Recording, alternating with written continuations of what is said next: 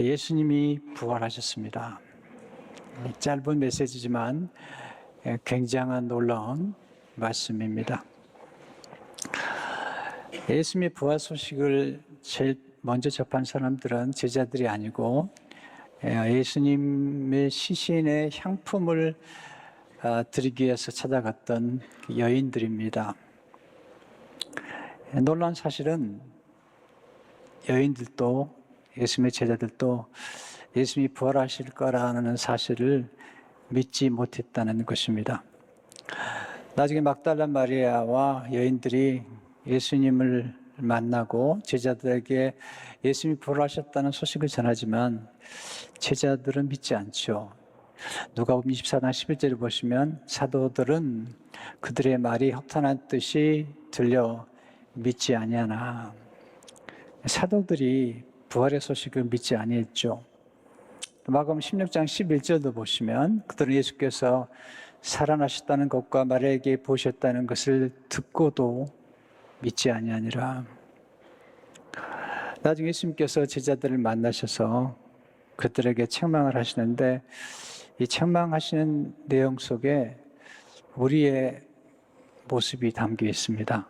누가복음 24장 38절을 보시면 예수께서 이르시되 어째 두려워하며 어찌하여 마음에 의심이 일어나느냐. 두 가지죠. 제자들이 두려워했고요. 또는 마음에 의심이 일어나는 것입니다. 예수님을 잘 믿는 우리에게도 가끔 두려움이 찾아오고 의심이 찾아옵니다. 여기서 우리가 이 엠마오로 가는 두 제자와 예수님과의 만남, 또 제자들과 예수님과의 만남을 통해서 우리가 부활에 관한 가장 중요한 메시지 몇 가지를 함께 나누려고 합니다. 첫째, 부활 신앙은 의심을 정복함으로 확신에 이르게 됩니다.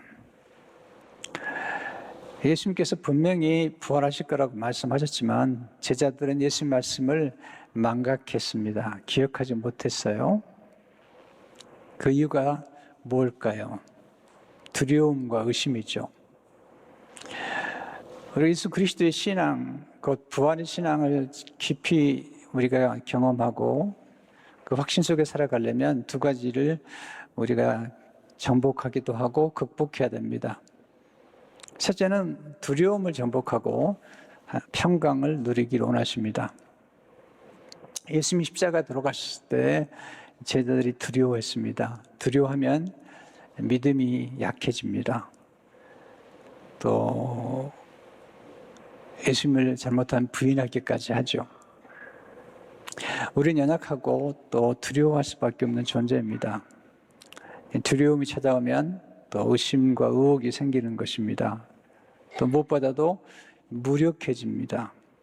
제자들이 이 두려움과 무력함을 경험하면서 그들이 문을 닫고 함께 모였지만 그들에게는 두려움이 있었습니다. 그때 예수님이 찾아오셔서 그들에게 평강을 선물해 주십니다. 요한복음 20장 19절을 보시면 이날 곧 안식 후 첫날 저녁 때에 제자들이 유대인들을 두려워하여 모인 곳에 문들을 닫았더니 예수께서 오사 가운데서 이르시되 너에게 평강이 있을지어다. 두려워하는 것은 죄가 아닙니다.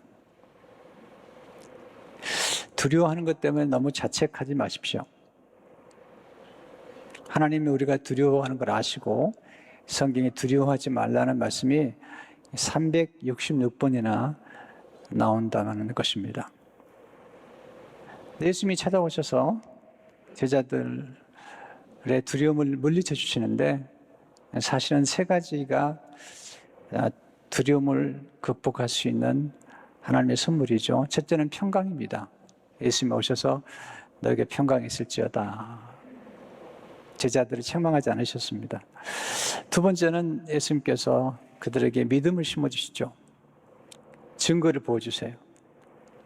손과 옆구리에 상흔을 보여주시고 그들에게 믿음을 심어주심으로 믿음이 찾아올 때 두려움이 떠나는 것을 보게 됩니다. 세 번째 아주 중요한데 사랑입니다. 사랑으로 두려움은 정복됩니다. 사랑하게 되면 모든 두려움을 이겨내죠. 요한 1서 4장 18절에 보면 사랑 안에 두려움이 없고 온전한 사랑이 두려움을 내어 쫓나니. 그래서 예수님이 오셔서 제자들에게 두려움을 극복할 수 있도록 그들에게 평강을 주시고 또 믿음을 심어주시고 그 사랑을 부어주심으로 그들이 그 두려움을 이겨내는 것을 보게 됩니다. 두 번째, 의심을 정복하고 확신에 이르기를 원하십니다.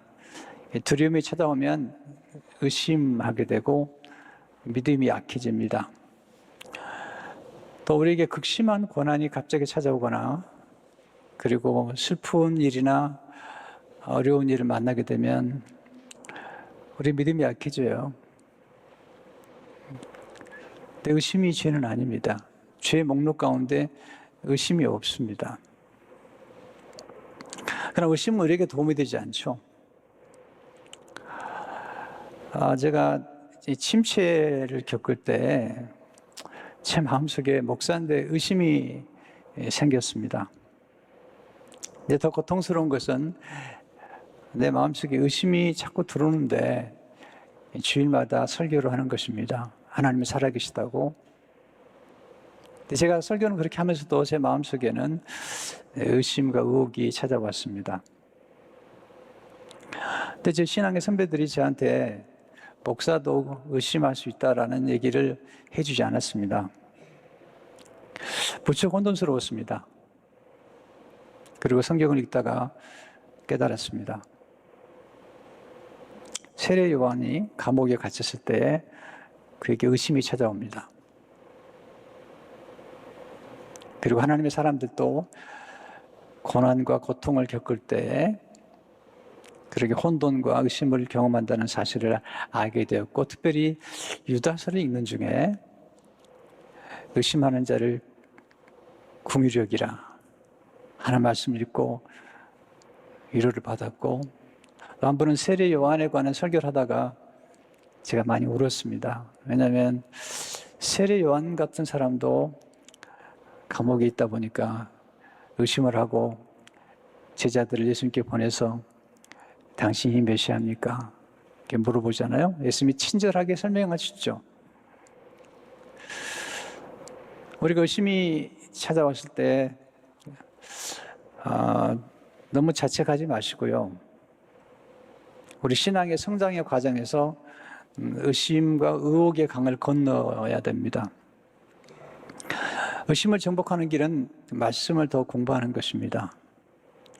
엠마오로 가는 두 제자들이 마음속에 부활을 믿지 못하고 안타까워할 때 예수님께서 제자들을 찾아오셔서 그들에게 자세하게 말씀을 전해주시고 설명해 주십니다. 굉장히 중요합니다.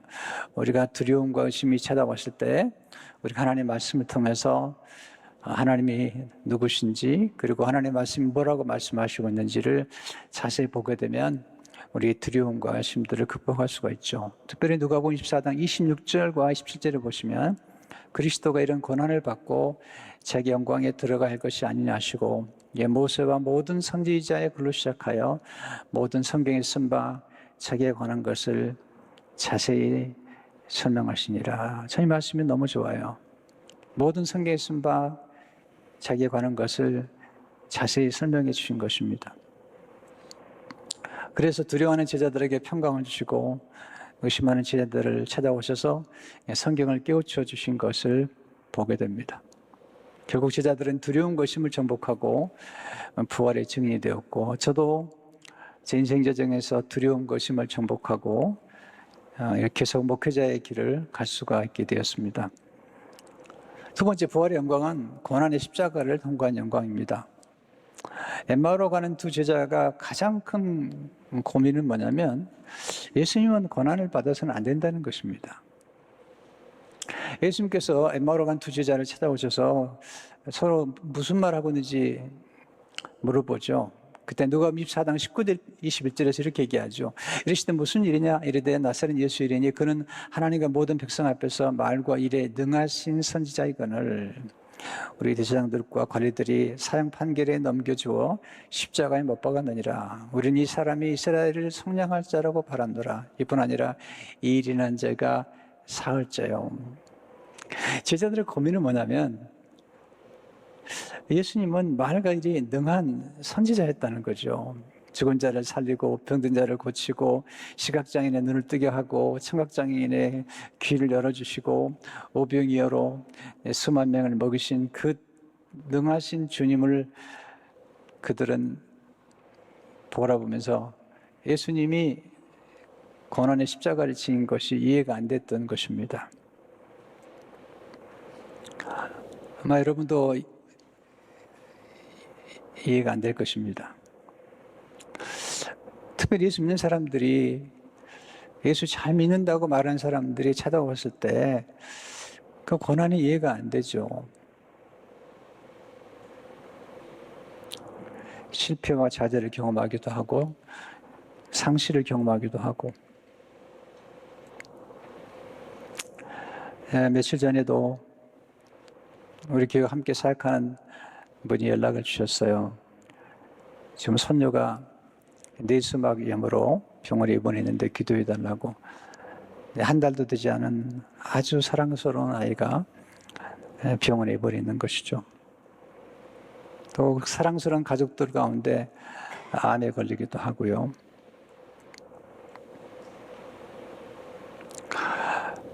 그런 고난의 문제에 직면하게 되면 우리 마음이 흔들리게 되죠. 이 제자들의 고민은 뭐냐면 예수님이 능하신 분이신데 왜 십자가의 고난, 그렇게 무력하게 십자가에서 고난을 받으셔야 되며, 또 오늘 우리 같은 경우도 마찬가지죠. 예수 믿는 사람들에게도 왜 고난이 찾아오는가? 예수님께서 친절하게 설명해 주세요. 누가복음 24장 26절의 말씀이에요. 그리스도가 이런 고난을 받고 자기 영광에 들어가야 할 것이 아니냐 하시고, 예수님은 고난을 통해서 부활의 영광을 이룬다는 사실을 말씀하고 있습니다.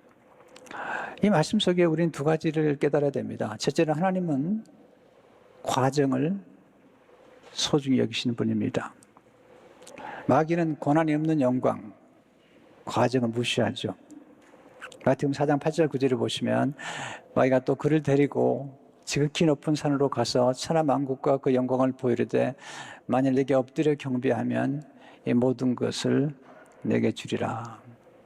한순간에 십자가 없이 영광을 얻으라는 것입니다. 마귀는 쉬운 길로 우리 유혹하고 고난이 없는 길로 유혹하고 또 과정을 무시하게 만들죠.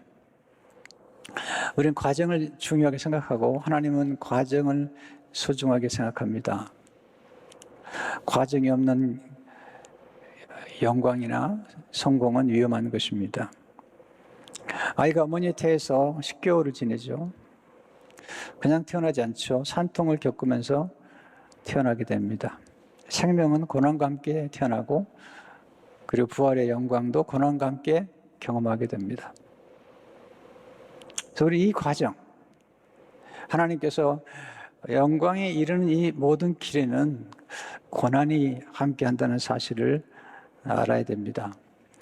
우리가 인생 여정에서 고난으로부터 예외가 된 사람은 없습니다. 모두 다 고난을 경험하게 돼 있고 또 고난에 대한 충분한 이해가 필요한데, 하나님은 놀랍게도 이 고난을 통해서 영광을 받으시고 또 고난을 통해서 우리 삶을 만들어 가신다는 것입니다. 두 번째로 십자가의 고난은 부활의 영광으로 들어가기 위한 전주곡입니다. 우리는 영광을 원하지만 고난을 원치 않죠. 고난이 없는 영광은 없습니다. 고난은 우리 인생의 패키지로 함께 들어가 있습니다.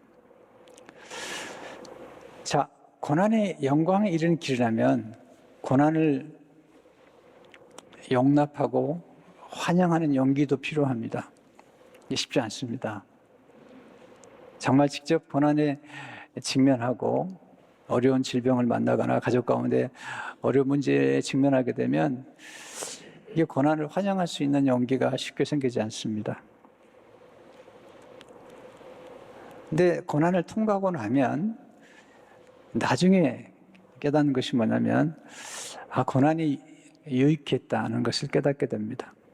때로 번영과 성공과 그리고 놀라운 성취가 우리를 무너뜨립니다. 우리를 부패하게 만들고 타락하게 만들죠. 그래서 고난이 오히려 우리를 더 유익하게 할 때가 많습니다. 고난 중에 하나님께 나아가게 되고 하나님을 의지하게 되고 겸손하게 되고 또 가난한 마음으로 하나님을 찾게 됩니다. 그래서 번영의 때 하나님을 만난 사람보다 고난의 때 하나님 만난 사람이 많습니다. 근데 우리 인생 전체 여정에서 영혼의 시각에서 우리 인생을 점검해 본다면 하나님을 만나는 것보다 더 큰 축복은 없습니다. 만약에 고난 때문에 하나님을 만났다면 고난은 하나님이 우리에게 주신 선물이죠. 왜냐하면 고난을 통해서 가장 소중한 분을 만났기 때문이고 그 소중한 분을 통해서 우리 영원한 영생에 들어가는 축복을 얻었기 때문입니다. 욥의 고난을 기억하십시오. 욥의 간증이죠. 욥기 23장 7절을 보게 되면 그러나 내가 가는 길을 그가 하시나니 그가 나를 단련하시면은 내가 승군같이 되어나오리라. 시편 119편 71절을 보시면 고난 당한 것이 내게 유익이라. 이로 말미암아 내가 주의 윤례들을 배우게 되었나이다. 바울은 고난의 사람이죠. 그리고 나서 고난을 경험한 그가 하나님의 섭리를 깨닫습니다. 그게 로마서 8장 18절이죠. 우리가 알거니 하나님 사랑하는 자, 곧 그의 뜻대로 부르심을 입은 자들에게는 모든 것이 합력하여 선을 이루니라. 이 모든 것 속에 고난도 함께 담겨 있죠. 하나님이 예비하신 신비로운 축복인데 이게 십자가와 부활의 역사인 것입니다. 마지막으로 부활의 영광은 승리의 영광이죠. 십자가에서 주님이 승리하셨습니다. 무슨 승리죠? 실제로 부활의 승리는 말씀의 승리입니다. 말씀대로 부활하셨어요. 고린도서 15장 3절 4절을 보게 되면 내가 받은 것을 먼저 너에게 전하였노니 이는 성경대로 그리스도께서 우리 죄를 위하여 죽으시고 장사 지낸 바 되셨다가 성경대로 사흘 만에 다시 살아나서 두 번이나 성경대로 하나님 말씀이 승리한 것이죠. 하나님 말씀이 그대로 우리 삶 가운데 성취한 것입니다. 그럼 우리는 거듭 말씀으로 돌아가고 말씀을 붙잡는 것이 우리 삶의 승리의 비결입니다. 둘째로 부활의 승리는 죄와 사단과 사망을 멸하신 승리입니다. 예수님은 우리를 죄에서 구원하기 위해서 오셨죠. 죄를 없애려고 오신 거예요. 요한일서 3장 5절을 보게 되면 우리 죄를 없애려고 나타난 것을 너희가 아나니 그에게는 죄가 없느니라. 인생의 모든 문제는 죄에서 왔잖아요. 죄로부터 사망이 왔고 그리고 마귀가 역사한 겁니다. 그래서 주님께서 십자가에서 죄의 문제를 해결해 주시고 그리고 사단의 머리를 치심으로 승리하신 거죠. 요한일서 3장 8절을 보시면 죄를 짓는 자는 마귀에 속하나니 마귀는 처음부터 범죄함이라. 하나님의 아들이 나타나신 것은 마귀의 일을 멸하려 하심이라. 그리고 사망을 멸하신 것입니다. 우리 인생을 가장 힘들게 하는 게 뭐죠? 죽음이죠. 근데 이 죽음의 문제를 죽인 사건이 부활의 사건입니다. 사망을 사망시키고 우리에게 승리를 주신 것입니다. 바울이 외치죠. 사망을 향해서 고린도서 15장 55절에 보면 사망아 내 승리가 어디 있느냐? 사망아 내가 쏘는 것이 어디 있느냐? 그리고 57절에 이렇게 외칩니다. 우리 주 예수 그리스도로 말미암아 우리에게 승리를 주신 하나님께 감사하노니. 예수 믿는 사람들은 사망에서 생명으로 옮기게 되었습니다. 요한복음 5장 24절에 보시면 내가 진실로 이르노니 내 말을 듣고 또 나보내신 이를 믿는 자는 영생을 얻었고 심판에 이르지 않으니 사망에서 생명으로 옮기느니라. 세 번째, 부활의 승리는 하나님의 공의와 사랑의 승리이죠. 하나님은 공의로우시기 때문에 죄와 불의를 보시면 심판하십니다. 문제는 하나님은 또한 사랑이시기 때문에 죄인은 사랑하시는 것입니다. 죄인 안에 있는 죄는 미워하시지만 죄인은 사랑하시는 이 딜레마를 십자가에서 해결하셨습니다. 우리의 죄를 예수님께 담당시키시고 예수님이 대신 형벌과 심판을 받으신 다음에 하나님 우리를 사랑하신 그 사랑으로 우리에게 예수님의 의를 전가시켜 주신 것입니다. 이게 하나님의 사랑이죠.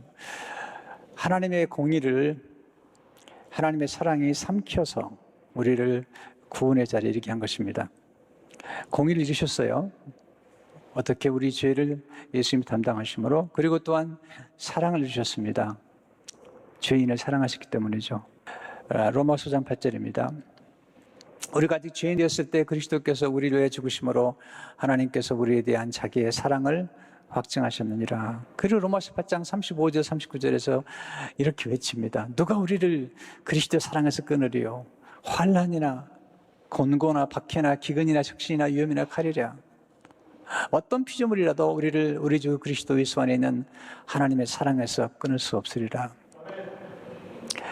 이 안에 고난도 포함되어 있는 것이죠. 하나님의 사랑에서 끊을 수 있는 어떤 고난도 없다는 것입니다. 그리고 로마서 8장 37절에서 이 모든 일에 우리 사랑하시는 말미암아 우리가 넉넉히 이기느니라. 마지막으로 부활의 승리는 성령님의 능력의 승리입니다.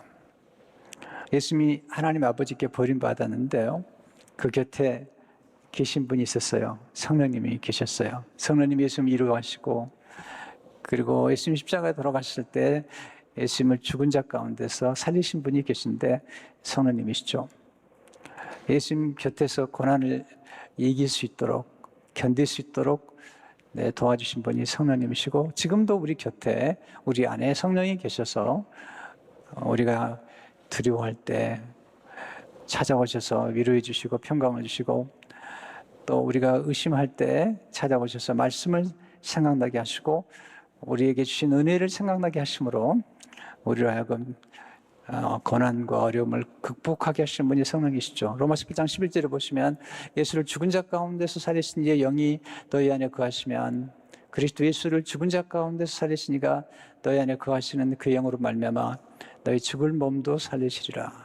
우리 안에 부활의 능력, 부활하신 성령이 계신 것입니다. 부활의 능력이 우리 안에 역사하고 있습니다. 이게 중요한 것이죠. 우리가 아는 것을 얻게 됩니다. 우리가 알지 못하면 얻을 수가 없죠. 또 우리가 아는 것만큼 경험하게 되어 있습니다. 또 우리가 아는 것만큼 누리게 되어 있습니다. 성경 말씀을 듣는 게 중요하냐면 성경 말씀을 통해서 우리가 이미 가지고 있는 것, 우리 안에 거하는 것을 알기 때문이죠. 자, 우리 예수님 영접하는 순간 예수님의 생명이 들어오게 됩니다. 예수님의 생명이란 말은 예수님의 DNA죠. 유전자죠. 예수님의 유전자 안에는 승리의 유전자가 들어있습니다. 우리를 하여금 승리케 하시는 예수님 유전자가 들어있기 때문에 여러 가지 어려움과 시련을 만나도 우리 예수 그리스도와 함께 죽고 부활했기 때문에 우리는 승리할 수가 있습니다. 또 하나는 예수 그리스도를 부활시키신 성령이 우리 안에 거하시기 때문에 우리는 성령의 능력으로 우리도 날마다 부활을 경험할 수가 있습니다. 바울은 날마다 죽노라 얘기하고요, 날마다 예수 그리스도 안에서 새롭게 부활했던 사람이죠. 그래서 우리 안에 성령이 거하신다는 사실을 알아야지 그걸 인식하는 게 필요합니다. 그래야만이 우리가 이 어려운 세상에서 살아갈 때 승리자로, 영원한 승리자로 살 수가 있습니다. 성도 여러분, 가끔 우리에게 두려움과 의심이 우리를 찾아와서 괴롭힐 수 있습니다. 그러나 예수님이 우리를 찾아오십니다. 두려워하는 제자들에게 찾아오신 것처럼 우리가 낙심하고 두려워할 때 찾아오셔서 우리를 붙잡아 주시고 우리의 평강과 또 믿음을 키워주시고 또 사랑으로 함께 하심으로 우리를 하여금 승리케 하십니다. 이 부활의 승리가 우리 모두의 승리가 되시기를 주의 이름으로 축원합니다.